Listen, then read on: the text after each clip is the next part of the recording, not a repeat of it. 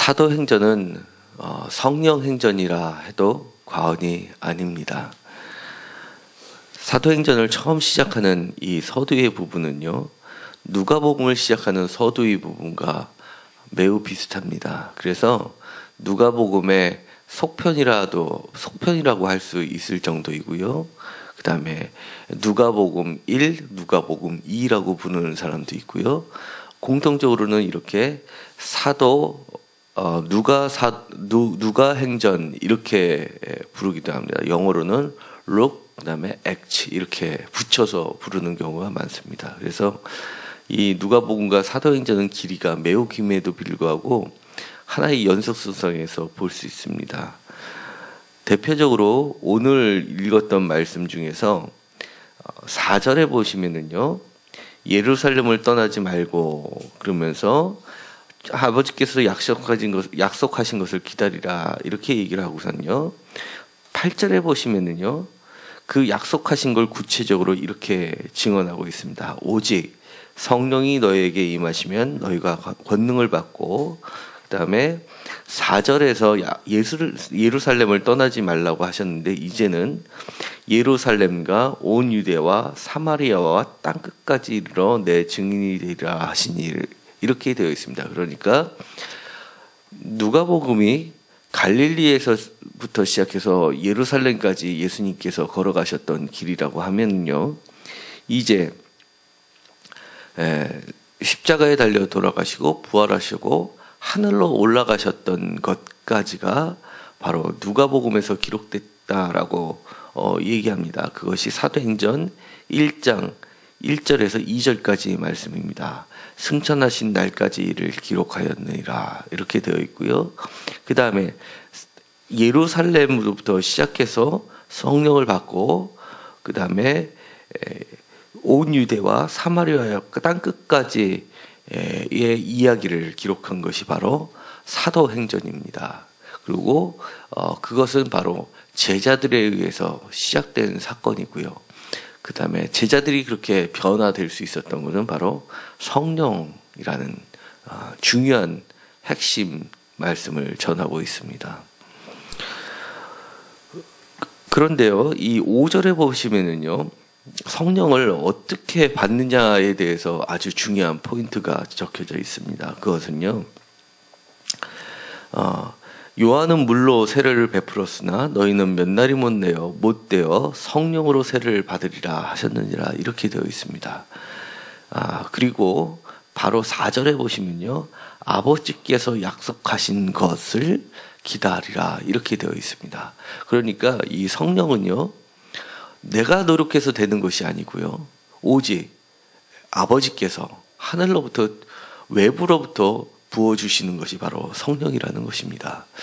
그래서 이 부분이요, 기독교와 타종교를 구분지키는 매우 중요한 요소입니다. 예를 들어서 우리나라에서 상당한 비율을 차지하고 있고요, 전 세계에서 3분의 1에 해당하는 불교도 매우 뛰어난 종교입니다. 그럼에도 불구하고 우리랑은 근본적으로 다른 것이, 불교는 자신이 노력해서 자신이 무엇인가를 버림으로써 해탈이라는 경지에 이를 수가 있지만요, 사실은 기독교는 자기의 노력으로 이루어지는 것이 하나도 없습니다.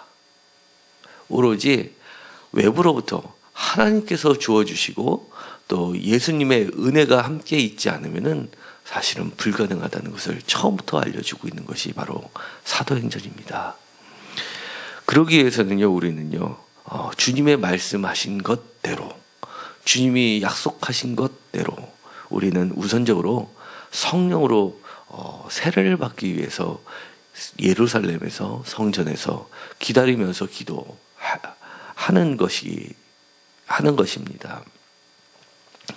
여기서 보면요, 성령으로 세례를 받으라 이렇게 되어 있는데요, 이 각주, 성경책마다 이제 각주가 되어 있는데 각주가 매우 중요합니다. 1절에 1번이라고 되어 있는데 밑에 쭉 나가시면 뭐라고 되어 있나요? 침례 이렇게 되어 있습니다. 그래서 우리도 이제 개신교 중에서 침례교가 있죠. 그것도 매우 중요한 종파 중에 하나입니다. 그런데 이 우리가 침례를 받을 때는요, 옛날에 예수님 시대 이후에 그다음에 초기 사도들 시대에 침례의 방식이 두 가지가 있었습니다. 하나는 완전히 물에 들어갔다 나오는 방식이고요. 그다음에 또 한 가지는 깨끗한 물로 이렇게 뿌리는 방식이 있었습니다. 그 외에 머리에다가 이렇게 얹는 방식이 있었기 때문에 지금도 논란이 됩니다. 완전히 물에 잠기는 것이 예수님께서 우리에게 가르쳐 주신 방식이냐, 아니면 그냥 정한 물로 이렇게 뿌려주는 게 예수님의 방식이냐라고 지금도 우리가 맞다, 너희들이 틀렸다 하지만 저희들은 그럴 필요는 없습니다. 한 가지, 그럼에도 불구하고 이렇게 이 말씀의 기초에서 우리가 깊이 묵상할 것은 뭐냐면요, 세례 또는 침례라고 하는 거거든요. 오늘의 사도행전을 근거로 했을 때 말씀을 드리는 겁니다. 침례는 일단 물속에 깊이 잠기는 것을 얘기합니다. 그러다 보니까 어떻게 해야 되냐면 온몸이 젖게 됩니다. 머리끝까지 완전히 젖게 되는데요. 이것은 무엇을 상징하냐면요, 성령 충만이라는 것을 상징합니다. 그래서 우리가 교회에서 성령을 받으라 라고 얘기할 뿐더러 이런 말도 많이 씁니다. 성령 충만함을 받으라, 성령 충만하라, 뭐 이런 얘기를 합니다. 그러면 이 성령님을 받는데 뭐 조금 부족하게 받는 경우가 있나? 뭐 이런 의아함을 나타낼 수도 있는데요. 거기서 얘기하는 것은 바로 성령 침례, 성령 세례를 상징하는 또 다른 말이기도 합니다. 그러다 보니까 이 독특한 표현은요, 어떻게 발전이 되냐면 누가복음하고 사도행전에서는 성령 충만이라는 단어로 표현이 되고 있는데요. 이 말씀이 왜 독특하냐면요, 우리가 성령을 다 같이 얘기하는 마태나 마가복음에서는 나오지가 않습니다.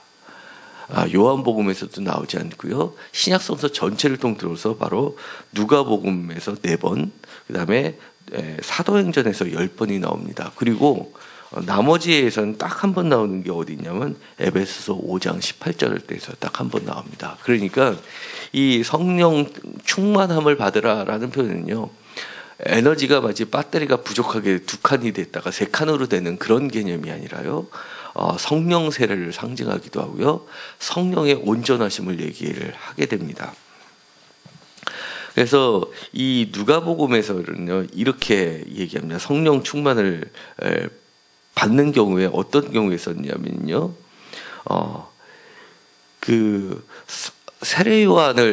세례요한이 태어나면 어떤 사람이 될지를 얘기를 하면서 그는 성령의 충만함을 받아서, 모태로부터 성령의 충만함을 받아서 주 앞에서 큰 자가 된다, 이렇게 얘기를 합니다. 그 다음에 또 엘리사벳이 성령의 충만함을 받아서 마리아에게 예수님의 태에서 뛰노는 것을 예언을 합니다.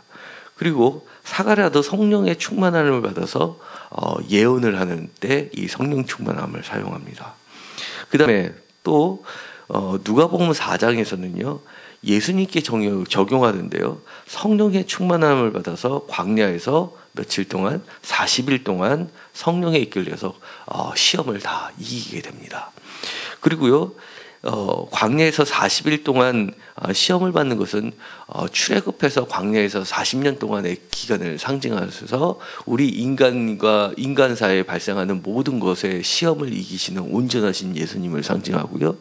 그 다음에 오늘 읽었었던 본문에서는요, 예수님께서 부활하시고 나서 오늘 사도행전 1장 3절에 보시면 친히 살아나셔서 며칠 동안요, 40일 동안 제자들에게 친히 나타나시는 사건으로 나타납니다. 그러니까 예수님은 성령으로 잉태하셨을 뿐만 아니라 성령으로 시험에서 이기시고 또 성령으로 충만함을 받아서 부활하신 이후 제자들에게 온전하게 가르쳐 주시는 모습을 보이십니다.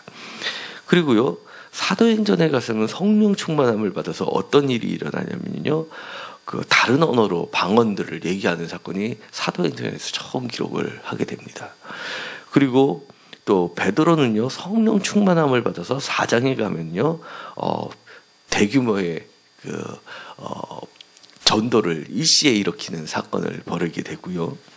그 다음에 또 중요한 사건은 그 성령 충만해가지고 7 집사를 선택하게 됩니다. 그리고 성령 충만함을 통해서 스데반이 그 순교를 당할 때도 하늘의 영광과 예수님께서 하나님 우편에 서신 것을 보게 되는 사건을 그렇게 기록하고 있습니다. 우리가 주님께서 약속하신 성령 충만을 받고 있나요? 오늘은요 한번 깊이 기도하시면서 주님께 성령 세례를 다시 한번 받게 해달라고 기도합시다. 그리고 성령 충만함을 받아서 주님이 하셨던 것처럼 세상의 시험에서 이길 수 있게 해달라고 기도합시다. 왜냐하면요 주님께서는 우리가 예수님을 믿고 나서 크리스찬이 된다고 모든 시험이 없어진다고 얘기하지 않습니다. 성령을 받으라 할 때도 주님께서 우리에게 얘기하셨던 것은요 기다리라 라는 것이고요. 또 하늘로 올라가시면서 우리들에게 하신 말씀이 중요한 말씀이 있습니다. 바로 오늘 읽었던 것처럼 11절에 보면 하늘로 올려지신 이 예수는 하늘로 가심을 본 그대로 오시리라 하면서 그 사이에 우리를 기다림의 상태로 놔두고 있습니다. 우리는요 예수님께서 다시 오실 때까지 기다리고 또 예수님을 우리가 세상에서 생을 마치고 주님을 다시 만나볼 때까지 그 기다림의 시간 동안에 우리가 해야 될 것이 있습니다. 바로 성령 충만해서 이런 시험에 들지 않게 우리는 기도해야 됩니다. 그리고요 시험에 들지 않게 기도할 뿐만 아니라요 주님처럼 늘 깨어있게 해달라고 기도를 해야 되는 겁니다.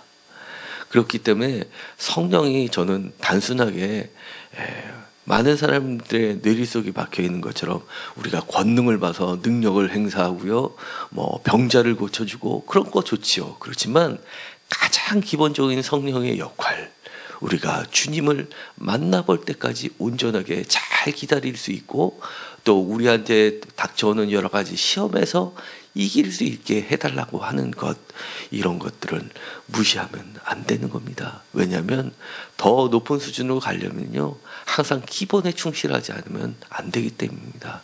우리가 늘 깨어있을 수 있게 하는 것, 그것도 바로 성령 충만함이 없으면 불가능하기 때문입니다. 기다림은요 단순한 기다림이 아닙니다. 주님을 만나볼 수 있을 때까지 그 설레임으로 가득 차는 시간이기 때문에 그렇습니다. 오늘은 그 설레임을 가지고 기도를 하면서 성령의 세례를 받을 수 있도록 기도하시기 바랍니다. 마치기로 하겠습니다. 하나님, 주님께서는 부활하셔서 40일 동안 저희들에게 다시 한번 강조하시면서 가르쳐 주셨습니다. 바로 성령 세례를 받으라는 것이고요. 그것은 우리의 노력이 아니라 주님께서 하나님으로부터 주시는 선물이라는 것을 알려주셨습니다.